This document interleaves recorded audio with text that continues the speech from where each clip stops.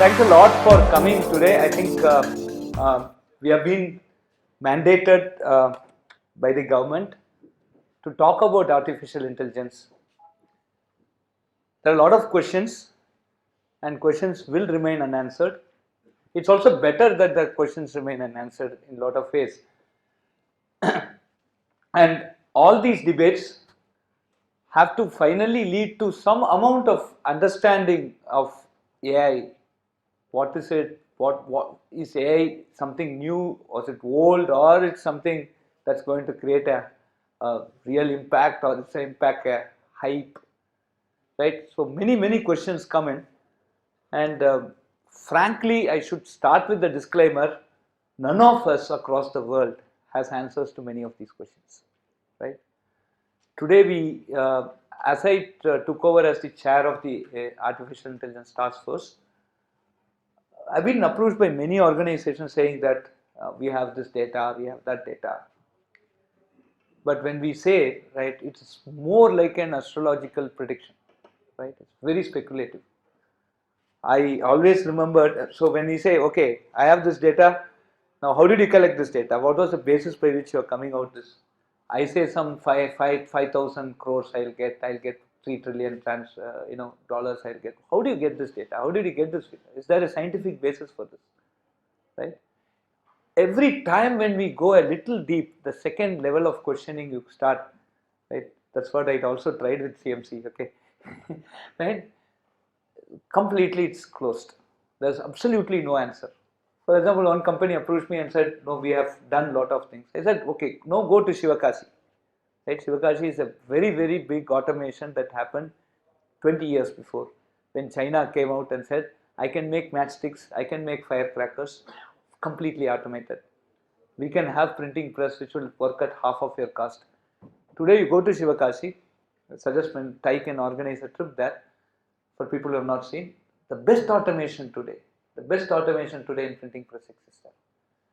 Now I asked this organization, go to Shivakashi, do a survey and tell what this automation really costed the people. The moment I landed in Shivakashi, from the railway station to I saw 3 Volkswagen Jetta, right? The Volkswagen Beetle, right? A very small car costing 30 lakhs. I don't know why people buy it, but it's a very nice thing. So that's the flourishing there. So it's not that they are poor. Right? I can't see the same thing even in Chennai. So what really happened? That's all. After that, that guy never even bothered to call me. Right? So this is the state of affair today.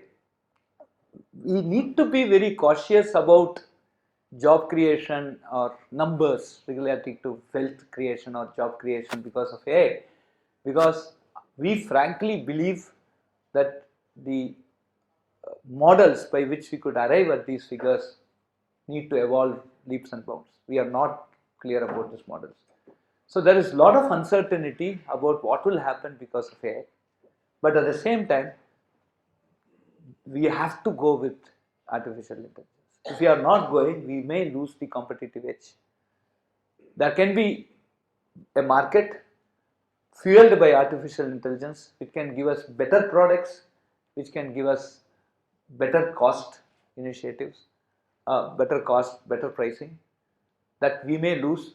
And in the fear of, say, automation, I may lose job, I may not create wealth, we may lose that complete edge and we may lose all the jobs, right? So there is a very big cross edge where we don't know what is in store, but we have to start investing and go forward. And this is the scenario where we have to, we are facing. And this is where we try to address and see what could happen. So more or less, all these things would be debates. There could be new ideas that could come. So I have planned this presentation for around 45 to 50 minutes, while I've given 90 minutes for this. And I would love to answer questions, start some conversations, have some debates, arguments, right, for the next 40 minutes. So this is how I've planned. The reason why is that I strongly believe that any presentation in artificial intelligence should be a debate rather than a monologue. Okay, so is it okay with you? Fine. Okay, so let me just start off with this title: How natural is artificial intelligence? Okay, so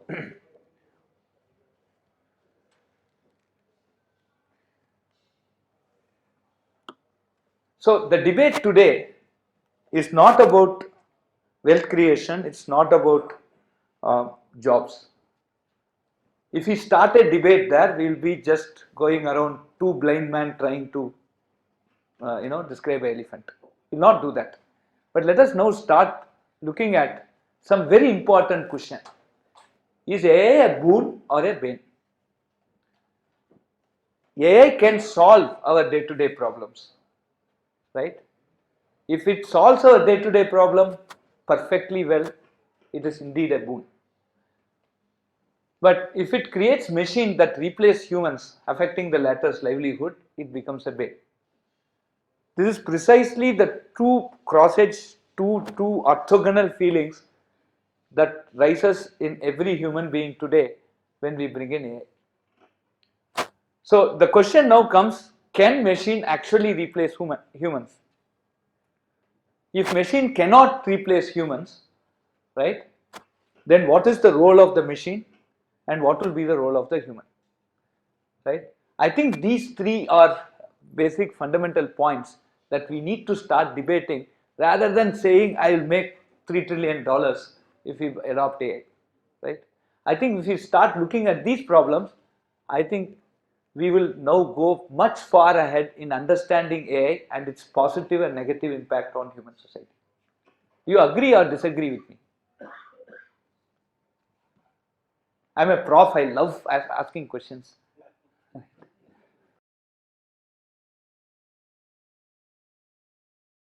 Artificial intelligence always comes up with this privacy related issues also, and it also has this kind of opacity. It's not very transparent, and because of that, it just throws results at you, and that could be actually a problem apart from the human angle or people angle that you said. Exactly.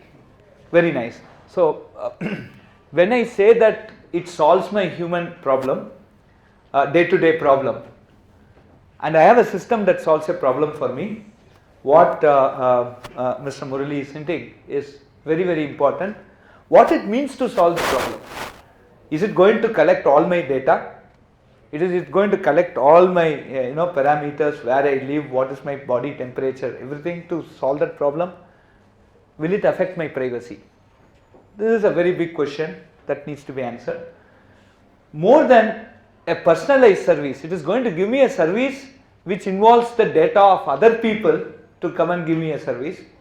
Then what is the privacy issues involved there? So that's a huge, long, big debate for which there are many acts that are going to be formed, and then whether those acts are sufficient or not is one question.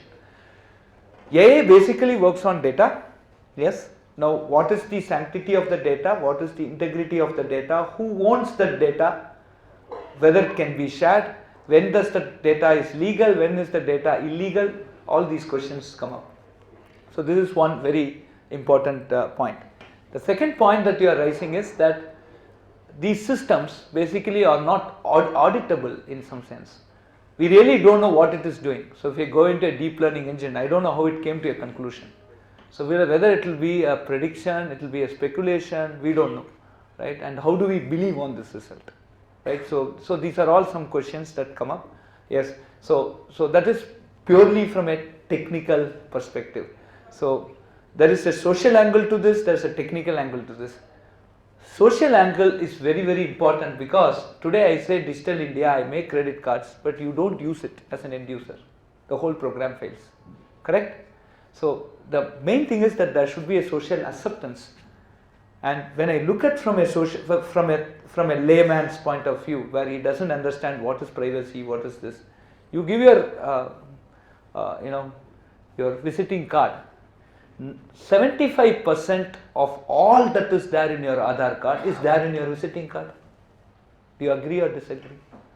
Except for your iris or your fingerprint. Everything else, your name is there, your email address is there, your website is there, right? Your mobile number is there, right? So, and you go to a Facebook and there's a happy birthday, your birthday comes there. Just I have to become your friend and I get a happy birthday. So what is privacy there? So a lot of questions come up, right? But from a social angle, I still believe that these three are very important questions that rises in a human brain when we talk about AI. Okay, so let me just proceed with this point. So there is a person A, he is asking a question to B. I can do anything and everything in this world. Okay. What will be the most intelligent reply that person B can give to A? Build a wall that you cannot jump. Build a wall that you cannot Jump. Very good. So that's a better, so very, very close to that. Can you create a stone that you cannot lift? Very close to what you are saying, right? So ideally, when you look at this, is a paradox, right? If he says yes, then he cannot lift the stone. If he says no, then he cannot create the stone, right? So, so can actually man make a machine that is better than him? Comes very close to this paradox, right? Now, if he can make a machine, then what it is, what it could be. Let us go back to some history and see this. See, in 1990, there are three, man versus machine chronicles, where we said that machine actually can win over man. And these three are very great examples, and two of them from IBM and one from Google. Okay. So in 1997, the IBM Deep Blue actually won Kasparov, right? And there's a beautiful book Kasparov has written on this particular thing. In 2011, actually again IBM Watson went through this. This is something related to this. Jeopardy is something like this Kaun Banega Crorepati type of thing. They ask questions and basically you have to answer within a time duration. And actually you see the middle, which is the IBM Watson machine, made $77,000, while the world champions made $21,000 and $24,000, right? What they did was they dumped so much books into that in readable format across disciplines into the IBM Watson, and they quickly searched and got out an answer. And again, this Google AlphaGo is, it's actually a board game, and again Lee was one of the world famous guy, and 2016 the Google actually won it, right? So can man actually be replaced by machines? These three are some examples, but what are we missing here? The IBM Deep Blue, which actually won over Kasparov, was actually a 32 node server which had a power 2 plus 8 dedicated chips currently to handle chess, and it took close to approximately 15,000 watts of power, okay, to beat Kasparov. The IBM Watson, which actually won the Jeopardy, had a 90 power 750 express servers. If you are in IBM, you'll appreciate the power of this. And it took around 200,000 watts of power. It's almost a substation we need to construct for this. And here this has 1920 CPUs and 280 graphic processing units, which are highly parallel units, and it took around 300,000 watts of power. And this all competed with a brain, human brain, which takes at peak 20 watts of power. Okay, so this is the man versus machine chronicle, right? So other than this power business, okay, can you tell something more which makes man superior?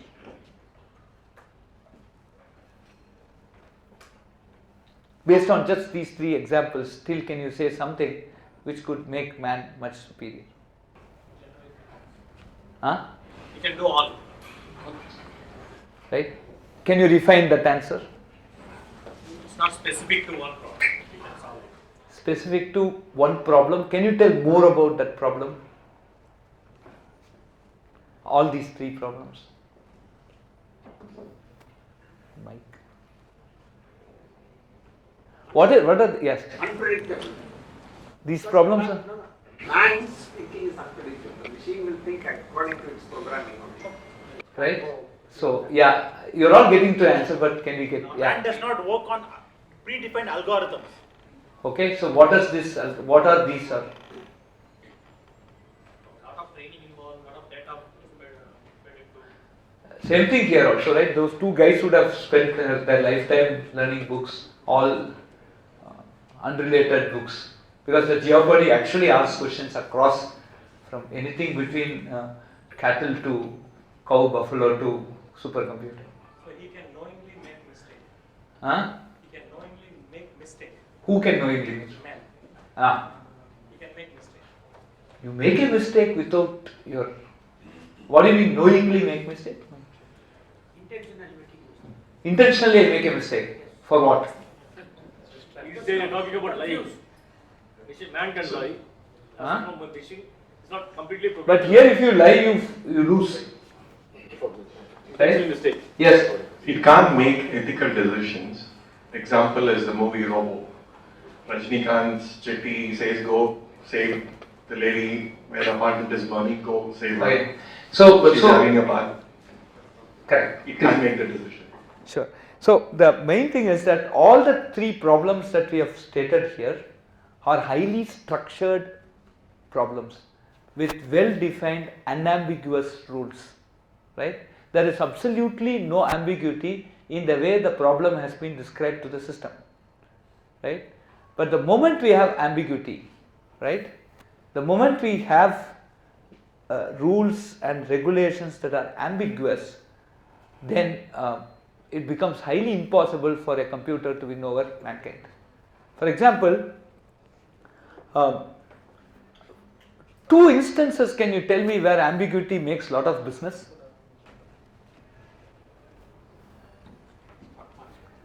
Huh? Stock market.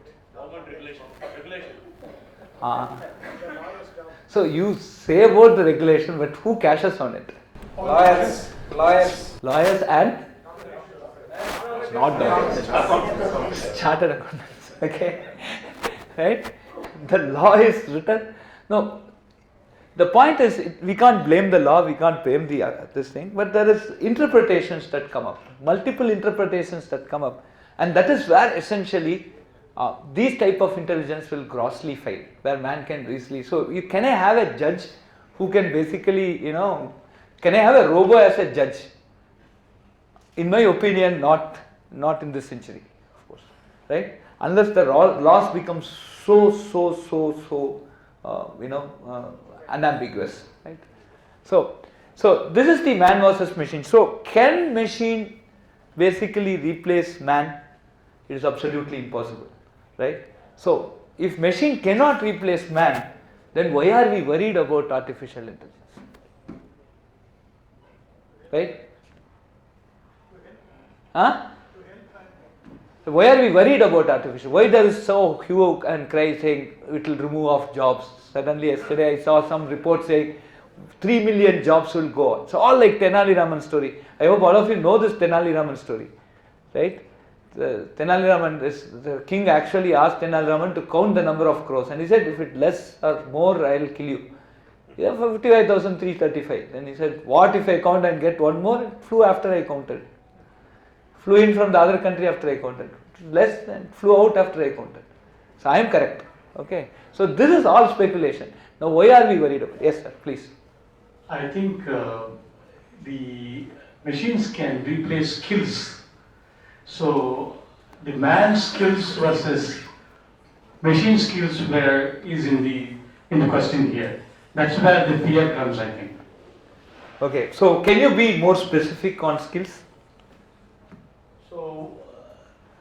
So when you look at skills, I think, barring the ambiguous part of it, lawyer or chartered accountant, the places where your tasks are very well defined, you could almost construct a system that could be replaced by a machine. So those jobs are in danger. Let's take an example of something like car driving. Autonomous is fairly successful. Whether it will be successful in India or not, I don't know. But at least, if you are a good enough driver and if you are able to just follow the rules. Do you have a car? Yes, I do. How much scratches it has? I don't drive, so no scratches. You don't drive. Okay. I don't drive here, but I used to drive in US. Okay. Okay. Right. Okay. This is a part of debate, I think. Yeah. So the point is, at least with autonomous vehicles, so I do own a car and I'm a very careful driver. I think so.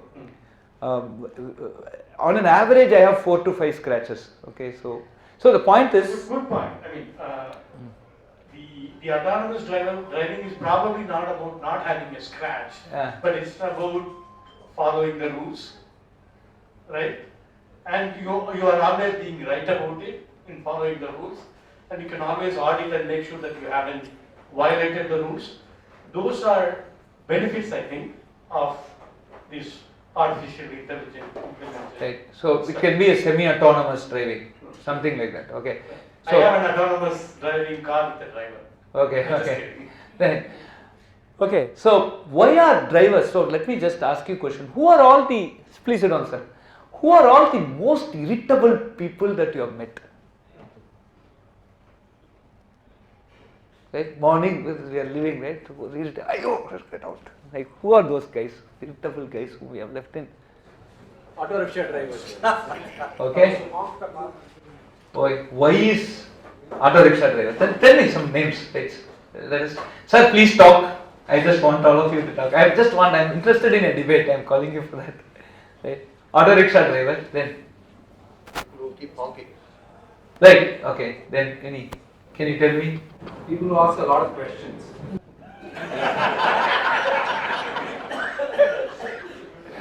But they are not irritated, right? They're smiling. See, you can see almost. Wife. Huh? Wife. Shavla? Right. So, who are the most irritable persons that you met in general morning to evening? Why is your wife irritated? Who said wife? Who had the courage to tell wife? Oh wow. Okay. He's not around. She's not around, but why do you think your wife is irritated?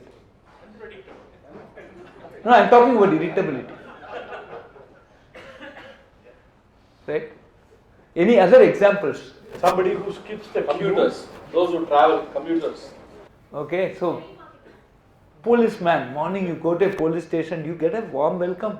No, right? Maybe you don't go to a police station, but a traffic police, a bus conductor, a bus driver. Okay, why do you think they are irritated? Railway reservation clerk. No, basically IRCTC. Thanks, we don't go there, right? But we go. I actually went to. I was the JE chairman. I was running the joint entrance exam, so I spent one day in Central Station because we had to carry those trunks, and these question papers are $1 million worth the previous evening, right? Next day morning after it's given, it's zero worth. But so we have to safely deliver those babies very carefully. I spent one day in Central Station, Central Railway Station, and the booking clerk was very irritating, right? You go and ask him, sir, one book. So we have to book some 500 trunks, right? One by one, I have to wait and book it. Very irritating. Morning I thought, why is he so? But evening I was completely convinced that his irritability is clear. Why do you think so? Because they do the same job where there is no need for any intelligence. Right? It's a well-defined job today. Right? For example, take a bank. Right? There's a check clearance. So you see whether the signature is correct. You see whether the account number is correct. You need to see whether the number here and this. The same job. And you do not for years together. And you don't have any upgradation. And that makes him very irritability, and the person who does is not even liking to do it. But they do it because that's a living. Now, if I go and change and say, okay, you do something better than this, and this mundane job let a machine do, I think it's going to be happy. Right? So, when we look at automatable jobs today, it has basically come out by for years together, people have been looking at passing checks in banks. They have learnt out what are all the problems that could have come, and now they have a clear, unambiguous rule book which says if you see a check, these are the things that you should check. CHEQUE, CHECK. For a check, you do this check, and you send it out. And this, if it is automated, today we have automated tools which can do that. And what happens because of that, you have, first and foremost, you have very high level of accuracy. The second thing is that it's completely mundane, and so today, if you take a very big, reasonably big bank, the check transactions goes to in lakhs. And when I deposit a check, tomorrow morning I want it to reach the other account, or I need vice versa. If I don't do this automation, it's not going to be possible. So we need, say, check truncation systems which will basically handle this. This is an example of an automation. So what automation has done, it has basically removed a job which does not need a human being, right? But he is doing it with full level of irritation just for his livelihood to another part. Whether he is going to get reskilled and do something better is another different ballgame. Whether we have something that could reskill him and do something better, this is all debatable. But today the job that I am removing from that guy is something which he doesn't want to do. This is my statement. I want this argument to come out of this, but if you want. Okay. Now let us see. So I am just merging some social issues with technical issues. If I am, okay. Why is brain doing things with 20 watts while that computer wanted 30,000 watts? Right? Brain is always an approximate computing system. Right? If I ask 923 by 21 is greater than 1.75, do you really think the brain is computing 923 by 21 and then comparing it with 1.75? No.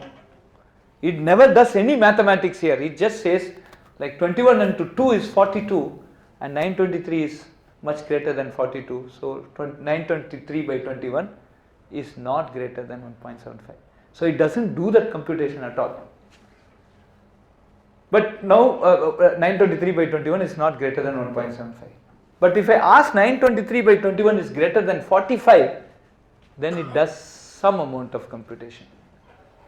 But if I ask exactly what is 923 by 21, then it starts the calculation.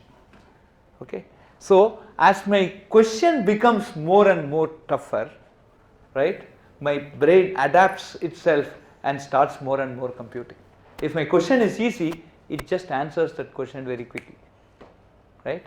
So as I start spending more time, my brain starts actually, so effort actually expended actually increases with the accuracy. But the same thing, if I put if 923, if I write a C program in which I say if 923 by 21 is greater than 1.75, do this, the computer computes 923 by 21 as a floating point computation, which is extremely time consuming and power consuming. It comes out with the answer, it compares it and then gives an answer. So can I now bring in approximate computing? If I am going to bring approximate computing, that is where I can go and make the computer match the brain. And if I am not able, if I am able to match the computer with how the brain works, then it's basically that's where I can save the power and I can make the machine more and more intelligent. So I can't run an intelligent machine with a nuclear power station, right? Giving it million watts of power. So this is where the real things come. Now how approximate is brain, our human brain?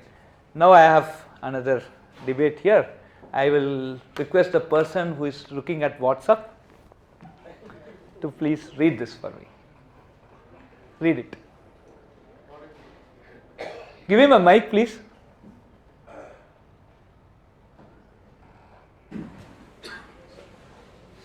According to research at Cambridge University, it doesn't matter in what order the letters in a word are. The only important thing is that the first and last letter be in the right place. The rest can be a total mess and you can still read it without problem. This is because the human mind does not read every letter by itself, but the word as a whole. Okay, give him a clap. Okay, so this is another proof that the brain is absolutely approximate. It doesn't read the sentence, so it just sees the last two alphabets and makes a lot of sense with the jumble. Do you mean to say it does according? So, how many people are mathematics here? Mathematicians, computer scientists. Can you tell me according how many words I could get between OCC, DR, NI? How many permutations can I get? Huge is a very, you are talking like our somebody AI prediction. Can you tell me exact number? OCC, DR, NI, 7.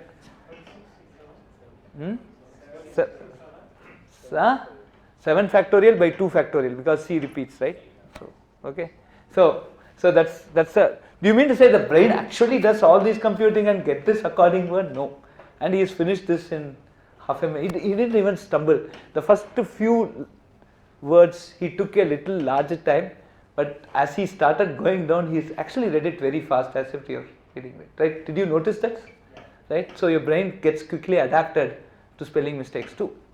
Right? So this is where the approximation comes. Now, let me do some level of marketing for IIT Madras. So what we have done here, so there is two ways by which computing happens today. One is called analog computing, which is the electrical engineering funda, and digital computing, which is sort of pseudo computer science funda. Right? So what is analog computing? If I treat the line as a continuous entity, just as a line, this is analog. Right? I don't see any, but if I am going to treat the line as a collection of points or a sequence of points, then it becomes digital. Right? So when I view a line as those blue dots, right, then it is digital. But when I view a line as a line, it's an analog computing. Now, the closer these blue points are, I get very close approximation to my continuous line. If my blue dots are much closer or finer to each other, then I get very close to analog.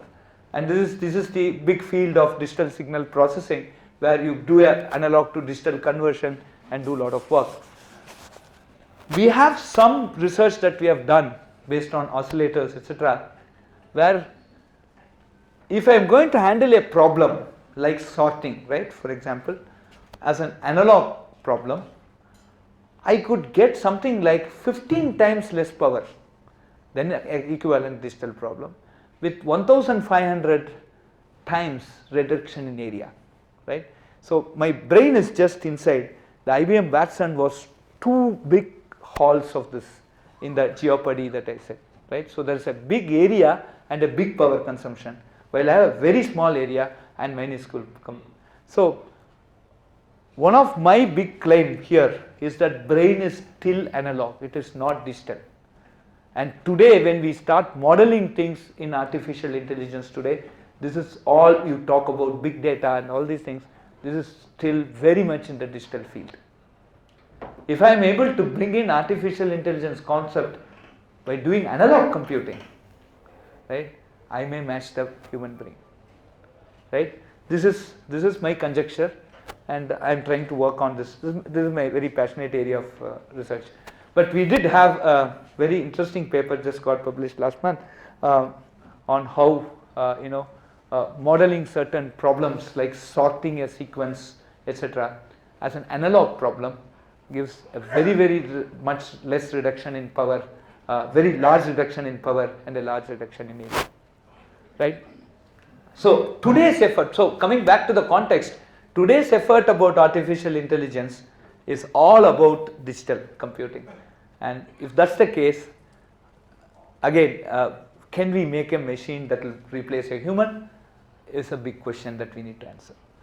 So this is a summary. So I believe human brain is a lot more analog than digital for the reasons I've stated. All artificial intelligence driven automation in past, present, and also a reasonably for future are digital. So AI based machine replacing human is very far again. So why are we worried about AI? So this is another question that I want to put in part. Yes, question. Just to start off the debate. Yes, please give a mic.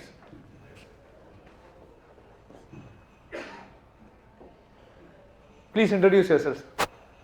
Krishnan, I go by JK, so I'm a charter member of TiE Chennai. Okay. The artificial intelligence that is possessed by a machine could be superior to the natural intelligence that many of us possess. Therefore, even though I am blessed with natural intelligence of all people are not the same. I may have only that amount of intelligence for me to do routine jobs. I can handle no ambiguity. If there is ambiguity in the job I do, I may go to my manager and it is not in my purview. So I am blessed with natural intelligence that is limited, and the artificial intelligence that can be incorporated in a machine can be far superior, and therefore I am under threat. The assumption that therefore I can do better jobs is not valid, because I may have no natural intelligence to do those. And therefore this worry whether... Okay. Right. So you said the first statement that the natural intelligence you possess is inferior to the artificial intelligence that the machine possesses. Because the reason you said was, if there is an ambiguity, you have to go to your manager, but the machine will not go anywhere. I am again telling you that the machine cannot handle ambiguity at all. No, I'm coming to myself. That's what. So I have no opportunity to do a better job. See, the thing is, you said even though I may be replaced by a machine. No, that is the second part of your question.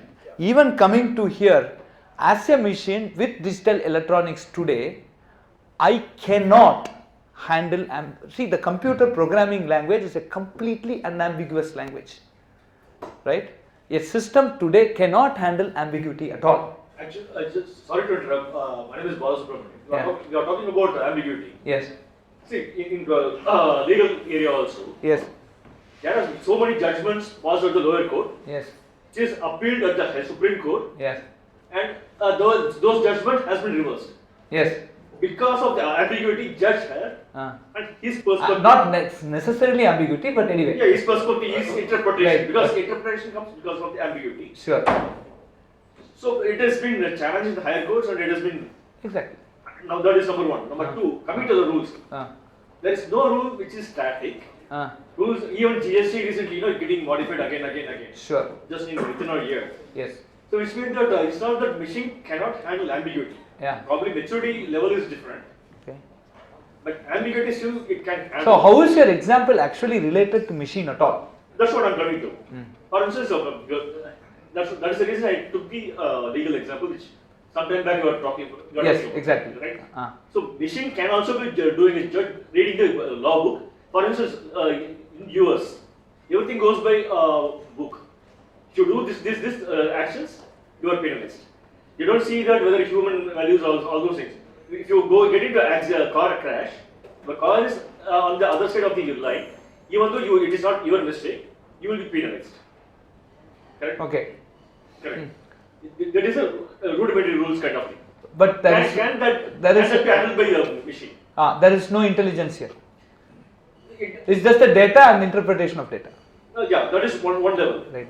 And So what is ambiguity here? Yeah, there is no ambiguity. That's what I mean. Sure. Coming to ambiguity, there is a lot of data available, and even humans is not able to completely come to the terms with ambiguity. That is the reason why it is challenged, and the cases are challenged, and one is the Correct. Supreme Court. Correct. So which means that humans are completely capable of handling all the ambiguities exist in the world, today's world. Which means what I'm saying is that machine and man are both not capable of handling complete ambiguity. Okay. But judgment, we accept the judgment. Okay. Finally, it goes to the Supreme Court. So whatever judge says, finally that there is no, beyond that we cannot go and challenge, or we have to go to international court if it's an international case. Yes. Or else, what stops there? Yes. there is an option. We'll go and do amendments of the rules if it is a politician ruling party. Sure. Or something is going to happen. Sure. The same thing will come to the machine also. Machine becomes a judge. If it is a Supreme Court judge, it says that buck stops here. If it is a lower court judge, higher court judge, somebody is a human. Again, it could be challenged and it could be changed. So, why are we worried about AI now? The worry is that what if even the ambiguous part is taken over by the judge? Oh, Machines. so now you say if AI takes over and you say that the Supreme Court, the Judicial Academy actually appoints a robo as a judge, you are It's worried? possible. That is one of the highlight I'm talking about. Okay. So even if the Supreme Court can appoint a judge, robo as a judge, Yeah. what are the areas Okay. jobs can be used? Okay, so the worry is that if AI comes and you get a stupid AI machine and the government says this is the stupidity you have to live with, how are you going to handle it? This is one point. Another point that he has been raising is that can AI be more intelligent than me, right? Again I repeat here, it can be more intelligent than you only if the task is a mundane task where there are a lot of things that there are a lot of if then else will be there. If this is there, do this. If this is there, but it's extremely a rule based system, and that rules are unambiguous. Because today I don't have a programming language which can basically model ambiguity, right? The way ambiguity is handled today is, oh, this can happen, this should, this can happen, this should, but that is again a deterministic thing. I have to list out all the possible scenarios where the machine can make a decision, whether it is normal rule based system or artificial machine learning or deep learning. This is the state of the art. I have to basically educate on the ambiguity and say how you need to handle that ambiguity, and then the machine can take a decision. Okay, so again coming to the point, if a job is replaced today by a machine, then it is a mundane job which doesn't require, at this point it would have taken lot of years for you to evolve that automation, but now today that doesn't need much of a human intelligence or a contextual decision making there. So this is the overall crux. Okay. Just one single point. Yes. See, please introduce yourself. Yeah, I am TiE Chennai from Kansas. Okay. Okay. So the point is about why we are worrying about AI. Okay. See, basically, when users are finding some new skill to be got trained and de-skill yourself from the old things and things like that.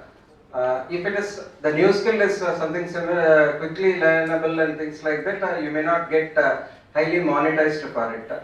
So some kind of deep planning is required for in new skills for the purpose of it. So when people are very highly specialized to do certain things, over several years they get practice to do that. But even such activities is possible to be automated through AI. That is where the problem comes. But over the years, using tools like computers for the purpose of ensuring that I do not do mundane things, I use computers and keep doing smart things only, will always be helping people, and whatever kinds of tools and computers and other systems are available to them, they have to know how to use it and keep, say at some point in time in the past, remembering phone numbers of the customers used to be a very big skill. Now we will not be even tell our own geo number. Okay. That will be the scenario. Sure. Truecaller tells you that. Okay. So let me tell you, my servant maid, 70 years old, third class drop in my village, learned to use the mobile phone in 4 days. Okay. And mobile phone, in my opinion, is a very complex computer. Okay. So when there is a need, people do respond fast, and it touches your livelihood, you respond very fast. Okay. I think that is where the reskilling is going to take us. Okay. This I have been touching, so I've just, you are in urgent need of money, friend decides to transfer money to you at say morning 3 AM. When do you want it to reach your bank account? 2:59 AM, right? Okay. Right? Everyone in rural India should have access to regular medical checkup. Give me some idea. How many kids are there in your child's class at school/college?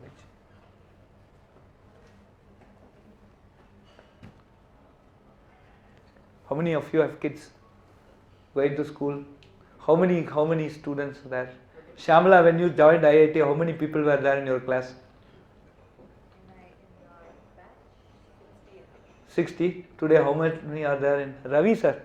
How many were in your batch in IIT? In my batch, of course, in my branch we had only 25. 25. The whole batch was 250. Whole batch was 250. So we have 25. Today in computer science alone we have 70. Electrical engineering runs to 150. Mechanical 200 plus. Right? So I can't remember a kid's face while my prof used to know what I ate that morning. Okay. Right? So why I am admitting so, it's not just as competition, it also becomes fees versus salary. If you are running a private institution, you will all appreciate that fact, right? I need very good teachers and I put a committee to monitor your fees. It doesn't work out, right? I want a great teacher, I have to pay him at least 2 lakhs. A driver today for a Xylo car or a bigger car today costs 25,000 in Chennai.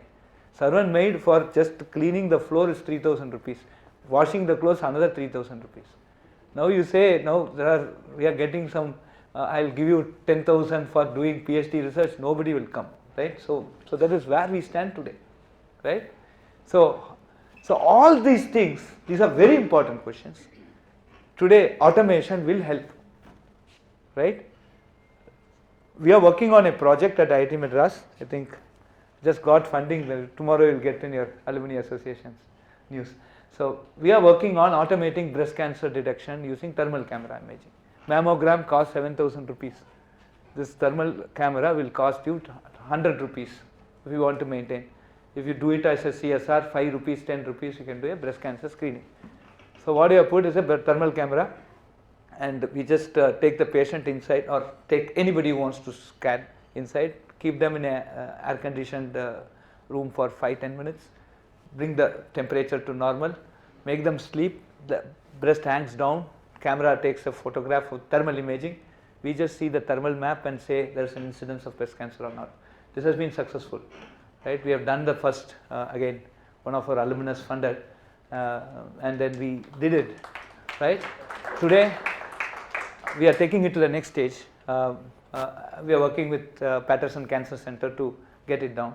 And got a lot of volunteers, a lot of CSR responsibility funds have been flowing thanks to a very active alumni association, Shamla too.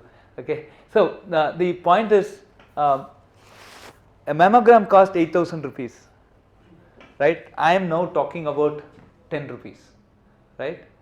I just need a van. One person in TiE will sponsor a van, surely I will come to you. Okay, I need an air conditioned tempo traveler. It's already pointed you, okay. And an AC van where we'll put our thing. Every district headquarters, I put one van like that, and it scans that headquarters, we get it done. And now what we require from there is 3 things. You don't have a risk of cancer, you may have a risk, go and meet the doctor at the earliest, rush to the hospital. What are the 3 decisions I have to make? Right? And I have to be very clear that I don't get a true negative. There is cancer, but this should not say that. I'm still okay with a false positive, that patient will scold, oh this is a stupid system, that's okay for me. But I should not get a true negative. And that we are working very seriously. And we also find, as we go on this project, we also find that first thing that will happen is temperature change. Even before cancer sets in, the semblance of the growth will come, and then you see hot spots in your body, right? That's why when they do that nadi, right, that pittam is a very, very important thing. Temperature is something very important. I was talking to one of my friends who is in the artificial intelligence task force. When there's sepsis, it seems sepsis is one disease now become. You first test the feet, and if it is cold, then you know something is wrong. So because the blood circulation, there is an issue, right? So if you just get this automation done today, I can go and at least once in 2 years, every lady post 40 in any part of India can be basically screened, and then we can basically have a follow-up. And if this data is aggregated and brought to a center, and we basically start analyzing this data, this becomes extremely useful. Today you don't do it, right? Even today, do you have that many doctors who want to go to a rural place and do a service? No, we don't have that many doctors. So this is a very, very interesting. So at this point I got. Right. Yeah. Just now we had a discussion regarding AI replaces humans or not there. Yes. I'm a doctor there, I'm practicing at Apollo there. Yeah. This is a time, what you're talking about it. Now the thermoscan can pick it up. Now AI interpretations of MRIs, AI interpretations of radiology scans is much superior to the radiologist there. Yeah. Similarly, AI can diagnose all the skin lesions much better compared to the dermatologist. Correct. Right now my patients are, whatever I'm discussing with my patients, immediately they're googling and answering, sir, Dr. Google says this much. Yes. But in future, the AI will trouble us there, definitely replaces there. They're saying that artificial intelligence is superior compared to your natural stupidity. Okay. That's what they're talking there. Right. So how to, definitely the doctors, particularly practicing physicians, facing a big threat from AI there. Okay. Because we are not going to update so much what is happening in what corner, it's very difficult for me there. Okay. But other places is very difficult there. Okay. AI can update very faster compared to what I am updating my level there. Right. So AI can help you in diagnosis, but AI cannot treat you. And the treatment is where you matter. Right now, most of the time, Google is treating patients. I think nobody will have. So the first day fever, Google can treat, but the second day fever, they will rush to you. Don't worry. Right. So it is, yes. Why the interpretation is much better is because the rules, there are many rules that have come up, and these rules, if codified properly, again there is no ambiguity. Without any ambiguity, the treatment becomes proper. But if there is going to be an ambiguity, so I've seen images for diabetic retinopathy. Okay, right? You have a beautiful eye, but it's the most worst affected by the image, whatever. You have a worst image, extremely clumsy, but that's the best eye, right? So, I've seen some of these images. So, maybe in some MRI and of course in thermal scanning, because it's just temperature and interpretation of temperature. There's nothing more in that. I have to take a boundary, and I've seen abnormal change in temperature.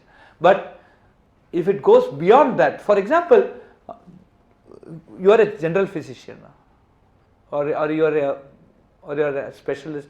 I'm a specialist in infectious diseases. Huh? Infectious diseases. So infectious diseases beyond viral infection, do you think Google can treat? No, it cannot. So that's the important thing that we get at. But more than that, are you treating everywhere, even around Apollo? Can you treat them? Can you just go and find out how many dengue cases are there around Apollo? No. How many people even dare to enter Apollo? What's the purse they need? These are very important questions, right? So that is where, if I am talking of economic prosperity, my health is wealth, health has to be good. These are all solutions. Let us come and start addressing something. Everybody is bothered about kid, everybody is bothered about school, right? And today, when the kids' interest in studying has come down, and the responsibility is with the school, and the responsibility is that focus for the teacher was not there. I also headed Vanavani, a school inside. I also run a rural school in my village. My grandfather started in 1914. It is now 103 years old. I have 800 kids there, right? Today actually I find the kids there are much more well oriented than the Chennai schools, because the teachers could give them individual attention, right? I am going to throw out a very interesting example of where we can do this. Right. I'll come to the previous slide later. Let us take this. There was a question in math paper 3 plus 2 into 2. Today in JEE, somebody answered 8, somebody answered 10. Okay, and actual answer is 7. So A, B, C, D will be there. The fellow who ticks 7, okay, he gets the mark. The fellow who ticks 8 or 10, he gets negative mark. Okay. So this is what is happening in every school today, right? What is the difference between these two answers? So if they don't use the mod mass rule, they would actually go by 3 plus 2 multiplied by 2, and that could actually give 10 as opposed to 8, just as an example. Yes. So what is the difference between student A and student B? Student B probably has got a methodology which matters. Right. So that's the thing. So student A has done a silly mistake, right? He's instead of 7, he just wrote 8. So if you give him some 100 problems and say do all this again and again, he will improve. But student B, you give him 1 crore problem like this, he will do the same mistake because he has not got the concept right. But how many teachers today give this type of question and test the concept? Frankly, touch your heart, dil se batai. Right? This is precisely the type of interventions that we can bring through AI. Right? How to set questions, how to evaluate questions, right? And basically, have massive data and say bring out personalized education, right? Every kid today with 50 people, 110 people. I run an elective with 140 people. I know it's wrong. I don't have a choice, right? 140 people today. I teach here. I teach by video to some other IIT, right? Because now we are all global professors, right? We are not professors of IIT Madras. We are India professors. Okay, so we don't even see the student. I can't even feel, whether he has understood or not understood the class. No idea at all, right? So with this type of a background, I think that is where, in education, AI can make a big leap there, right? If I am able to distinguish between student A and student B, which surely I can stand upside down for n days, it's not happening today, right? Then I can, my daughter recently cleared my plus 2, Shamla's son also. Will you agree with me, Shamla? I don't know, because the guy who said 8 could be for multiple reasons, right? I mean, it's not necessary that he understood the concept and then said 8. But 10 surely has not understood. Okay? At least is there a thought process like this? No, among the teachers. I like the guy who said 10 because he at least knows to add. Sometimes he does something. But he does a mistake. I just prayed he's not God math. Right? At least he did the mistake. At least. No, how many teachers? No. My question is entirely different. How many schools actually approach this problem in this manner? Today. So my concern is if AI is built based on these decisions, where it just tells the teacher, I'm getting your question, it just tells the teacher, hey, go and check his concept. The teacher can give up, teacher can intervene and then tell the student, hey, did you get 8? How did you get this 10? This gives you an opportunity. So, madam, I just added 3 plus 2 and multiplied to, hey, you should not do like this, do like this. It gives you an opportunity to. AI can be just a pointer for this. AI is not going to finally go and say, it may even give practical problems to it. Hey, oh, you made this mistake, okay, now go and do these problems and report. Right? My concern is that AI is going to be built by humans. And there is so much of perspective of humans that's going into the AI, and I feel that that's going to cause a lot of false truths, which... What is false in this? Suppose I say 3 plus 2 into 2, that guy answering 10 did not understand the concept. This is my thing. What is false about this? how it is going to affect the kid? No, ultimately you're going to say, okay. The way I looked at the number 8 is somebody who didn't even want to add or subtract, he just guessed the first answer. Whereas the guy who second took the trouble. Suppose this was the fourth answer. 8 was the fourth answer still.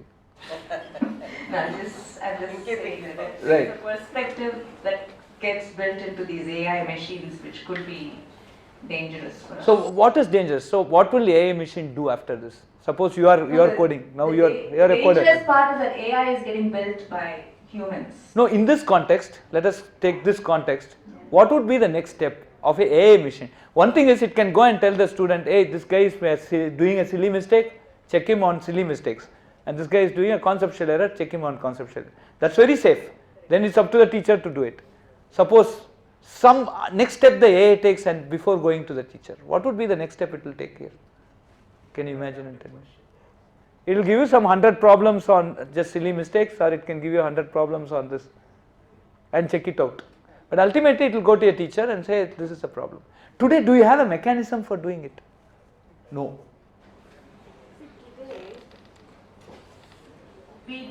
The teachers do it in more than just analyzing with these questions, right? By the way the child is sitting and answering the question, they know whether. So there's. The main point, Shamla, is today I am handling classes of 50 students for 50 minutes. If I see a student by face for 1 minute, it's just enough. My entire class hence. It's not scalable. It's not scalable. Right. So let's come back to your base question. See, Yes. all this is you are leading up to saying, if it is doing those sorts of things where it's adding to something I don't do, it's a boon. So we'll come back to the base thing, which is boons and banes. Okay. I still think the bane aspect of artificial intelligence seems to be much higher, because 90% of people who are in economic activity, I would term them as workers or clerical in nature, where routine things are good enough for them to do. How do you say that?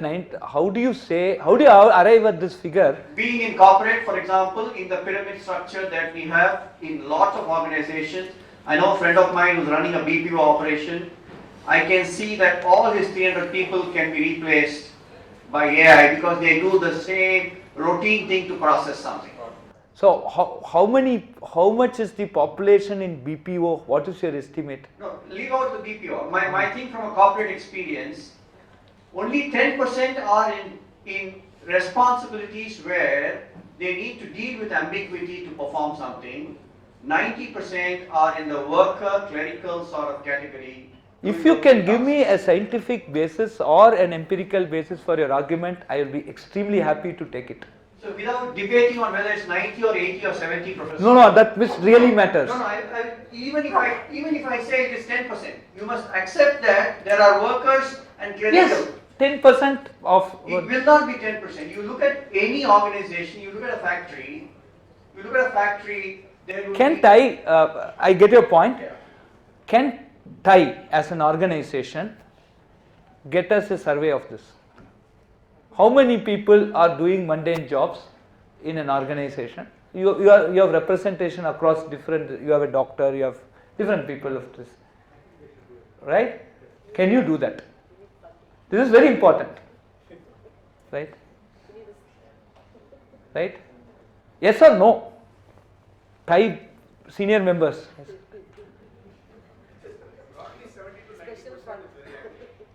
70 to 90. How do you come out with this?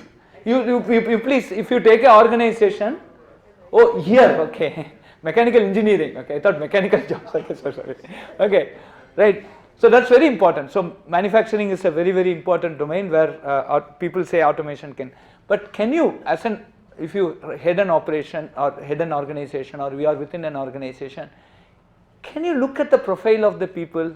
Can you look at the profile of the job? And can you come out with a realistic estimate? I want name, probably Aadhaar number for your sake, and get what is he doing? How can it be replaced? Can you make at least couple of organizations across different things? Can you make an analysis and tell us? Right? Tell TiE. We'll have another meeting here, right? So that is something very, very important, and that understanding is what is lacking today across domains. Take manufacturing, health, agriculture, environment, fintech. I am heading a bank. I head the IT division of a bank. I have no clue of how many jobs could be automatable there. What I thought cannot be automated today is automated. What I thought it could be easily automated. For example, deduplication doesn't work. Right? We said it's ultimately automatable. Doesn't. My data is still 90% clean. The 10% still needs human intervention. But then there are other jobs which I thought it cannot be automatable. Today it's highly automatable. Right? So this is something which we need to. Yes, sir, Ravi. Recently at YMR, yeah. a new restaurant is opened, which has got only robots. Okay. Right, so you don't have any servers, and you give an order through your, the iPad or something. Yeah. And the robot comes and serves you. Okay. Now, can you imagine if this gets replicated in all the restaurants, how many jobs will get lost? Can robot clean the table? Let me add to that. I've been to that restaurant. The robot does not serve you. It brings only the dishes. There's a server standing next to you. He is giving you the plate. Right? எனக்கு இன்னும் கொஞ்சம் சாம்பார் ஊத்துப்பா சொல்ல முடியுமா? அது நீங்க இன்னும் server கூட சொல்லணும். அதான். அந்த ரோபோ வந்து கொண்டு வந்து கொடுக்கும் அவ்வளவுதான். இதுதான் sir, this is exact. I have a very interesting example after this. Okay, so my take here, again we will debate about this. My take here is AI shall transform the human skill set into more creative and lucrative ones. AI driven systems can perform well defined mundane work that scales with time. AI driven systems can replace hazardous jobs and hence save many lives. AI driven systems can improve quality of service. So AI should be looked at as a problem solver rather than a wealth generator. If you solve problems in this country effectively, efficiently, economy will grow. And when there is a livelihood issue for somebody, he will reskill yourself, he or she will reskill yourself to find a new avenue. And the government can take steps. One of the things that TiE can do to help, see, we can't say we will be away from AI, we are grown. AI will be, instead of calling it a necessary evil, if you could call it as a problem solver, and then you come out to say, these are the people who will lose the job. I say, I'm not saying that nobody will lose the job, but these are the guys who will lose the job, and these are their profiles. Let us look like NSDC, like National Skill Development Council, give them work. Say these are the people who have, now find another reskilling for them. That is another thing that we need to do, right? So, but these are some things which, in my opinion, are undeniable facts, right? Now let us take this example, and again I will come back to you for questions. Okay, so we can have robotic legs, at least climbing a pole with lot of deformation is done today. And I have a small ultrasound engine. So what does a fellow who climbs a coconut tree does? I have a 50 feet coconut tree in my house, 50 feet. When this guy starts climbing, immediately I pray to Lord Anjaneya for a Vadamala garland. Because he falls down, I am a middle class fellow, my entire life is screwed. Right? I have to sit in police station, life is screwed. Okay? Now what does this fellow do? He goes up the tree, he goes and knocks a coconut. With the sound he finds out whether it's a tender coconut or a matured coconut. He cuts it, puts it in a bag, then he removes some of the branches, then he sprays turmeric and salt, comes down. Suppose I could have a robotic leg. This is already done. There are robots which can basically climb up. And then I have a small ultrasound engine which will just pump into put on the coconut and then get back and then learns whether that's a tender coconut or a matured coconut. And I have an automatic sprayer which can spray perfectly well, right? It can do around that. And I have a controllable knife, and I have a collection bag, and I have a mobile app to control this, right? So that fellow comes with this, he puts it there and he says go up, up, up, up, up. One camera will be there, he'll just see that, cut, tuck, tuck, tuck, tuck, then come down. Okay. Now a coconut tree climber You'll now call him a CTEO. What is CTEO? Coconut tree equipment operator. Okay, he can very well put a card and say, right? In mass scale, suppose I can able to do this in 25,000 rupees. I am paying 150 bucks for a coconut tree, per coconut tree. I am ready to pay him 200 bucks because 50 rupees for Guatemala garland I am anyway doing. Okay, right?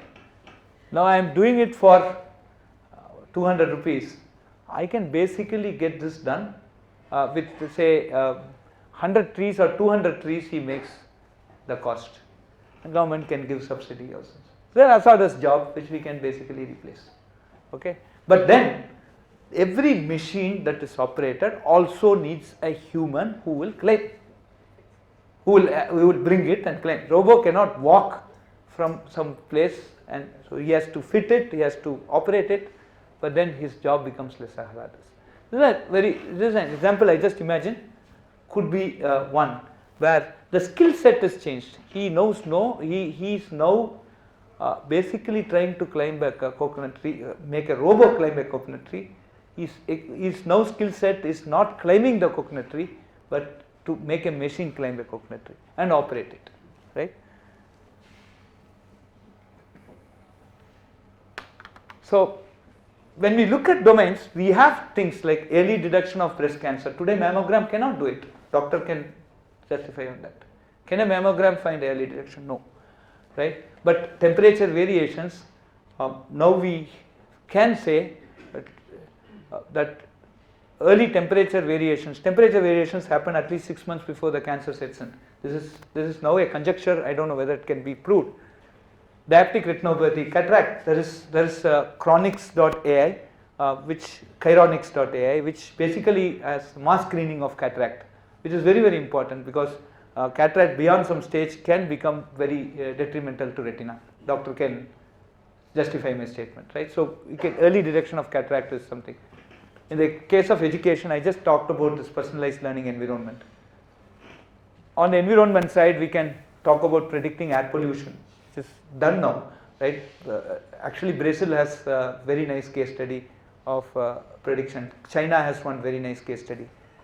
Agriculture, crop and cattle health. New Zealand, interestingly, has a very, very nice case study on cattle health. Differently abled, there's a lip reading which is done by Cambridge, lip languages, which can, so I can basically, for a hearing impaired or a speech impaired, I can just talk to the mobile and by my lip reading it can translate it to text and show you. So these are all very interesting applications that have been developed, right? So these are some things which are extremely important from an AI perspective. These are very interesting examples, working examples, like that is some language, I don't know what is it, but it's access to cities. If you focus your mobile camera, that will automatically translate and tell you this.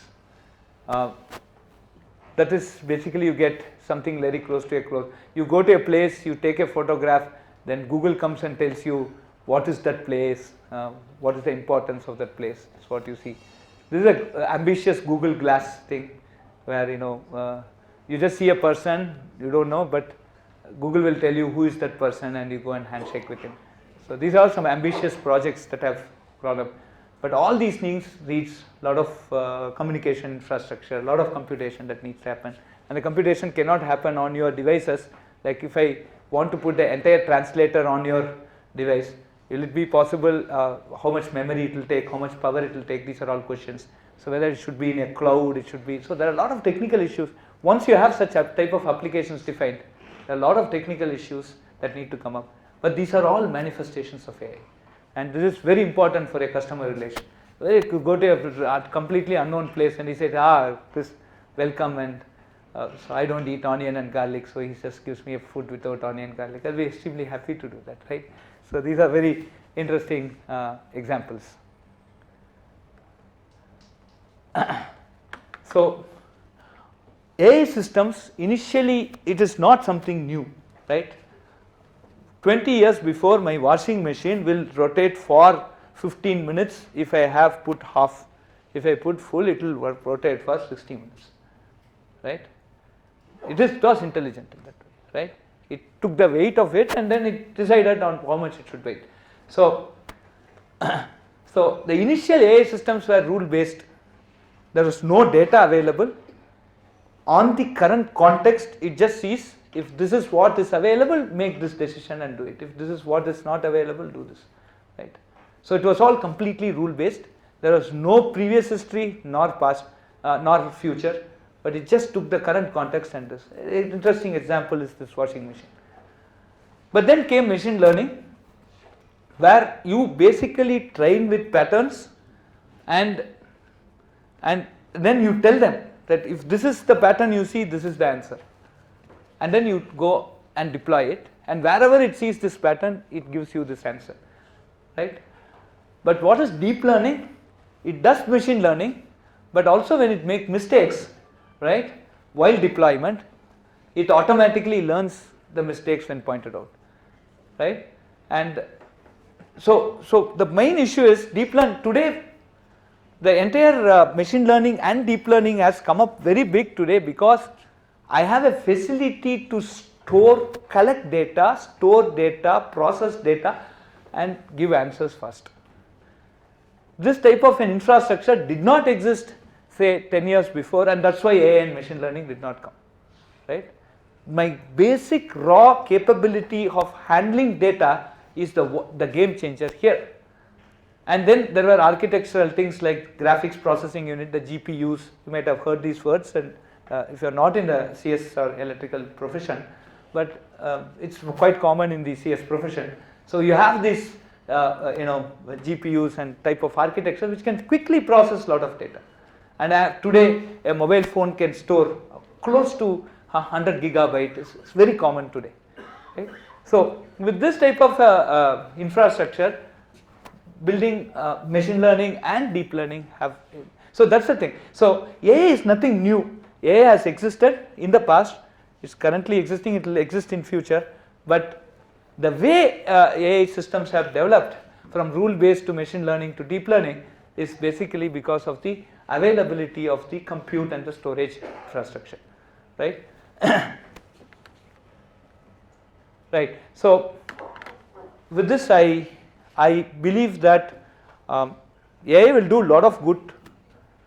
AI will also have some disruption. That disruption would be beneficial to many, or beneficial to some, not beneficial to some.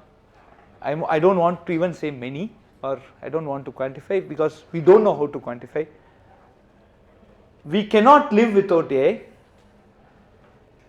Rather than making it as a necessary evil, we'll try to look at AI to solve problems and start getting into solving problems effectively. That will automatically boost our economy. And if organizations like TiE can take a concerted effort to find out who will have negative impact on AI, or any sort of negative, not just humans, job loss, but any other negative impact of AI, including loss of data privacy, etc. So many legal angles are there. And if we could come out with remedial solutions for those, because this is going to happen, and when that thing happens, if we are prepared for it with some remedial solutions, right, within your own organization, we will not talk about the entire country. You are running a manufacturing mechanical factory. If you want to compete, if you want to give quality products, today we are working at micrometer accuracy, or it will go down to nanometer accuracy. There are mechanical components which can manufacture up to nanometer accuracy. You have to do lot of sheet based analysis of bumps or irregularities.